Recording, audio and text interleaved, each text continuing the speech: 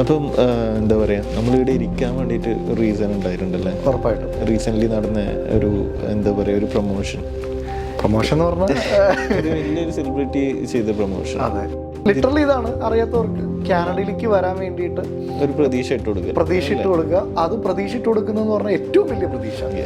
ഒരു study permit കുറച്ച് easy ആയിട്ട് കിട്ടുന്നോ, വർക്ക് പെർമിറ്റ് ഈസി ആയിട്ട് കിട്ടുന്നോ അല്ല പറയുന്നത്. Settlement, life time settlement. അതും കാനഡയിൽ PR കിട്ടുമെന്ന് പറഞ്ഞാൽ ശരിക്കും അത് കിട്ടിയവർക്ക് ചിലപ്പോൾ അതിനോടൊരു വാല്യൂ അത്ര ഉണ്ടാവില്ല, പക്ഷെ കിട്ടാനുള്ളവർക്ക് അത് വലിയൊരു ഫാക്ടറാണ്. ആ സാധനമാണ് ജസ്റ്റ് 1 മിനിറ്റ് ദൈർഘ്യമുള്ള ഒരു വീഡിയോയിൽ പറഞ്ഞ് ആൾക്കാർക്ക് പ്രതീക്ഷിച്ചിട്ട് കൊടുക്കണം. ഇവിടെ ഇപ്പം 2 വർഷം പഠിച്ചിട്ടും പിന്നെ ബാക്കി 2 വർഷം വർക്ക് ചെയ്താലും എക്സ്ട്രാ പോയിന്റ് ഉണ്ടല്ലോ CRS. അത്രയും സ്കോർ ഉണ്ടായിട്ട് പോലും PR കിട്ടാണ്ട് നാട്ടിൽ പോകുന്ന ആൾക്കാരുണ്ട്. അപ്പോഴാണ് നാട്ടിൽ ഇതൊന്നും ഇല്ലാണ്ട് എങ്ങനെ കിട്ടാനാണ്?